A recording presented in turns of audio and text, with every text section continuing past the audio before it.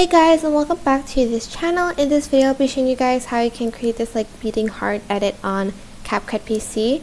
So I'm just going to change the format to 1:1 and I'm just going to scale it a little bit.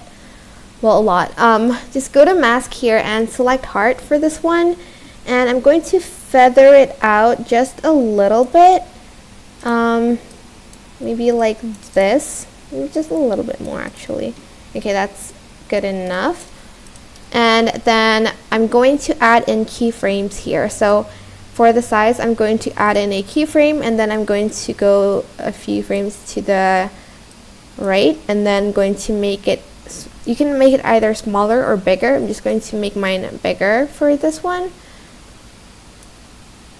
And make sure you remember this. So mine is 491 and 442, and then this one's 401. It doesn't have to be exact, so add another keyframe, scale it down again,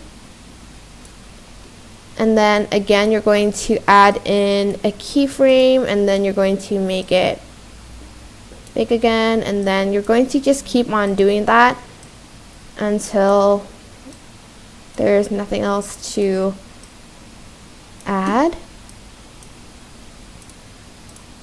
I'm not going to be doing this the whole way because it's going to take a long time, but this is what it should look like. If it's too fast, make sure there's space between the keyframes. So this is what it should kind of look like.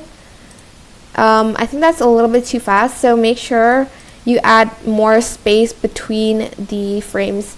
Maybe have it from here to up here, so it won't go too fast like this. But that is it for this video. I hope it was helpful for you guys. Don't forget to like, comment, share, and also subscribe to this channel if you haven't done that already. If you have any questions, just leave it in the comment section down below, and I will try my best to answer them all for you guys. If you found this video helpful, please click the thanks button above the description box down below. Thank you so much for watching. Bye!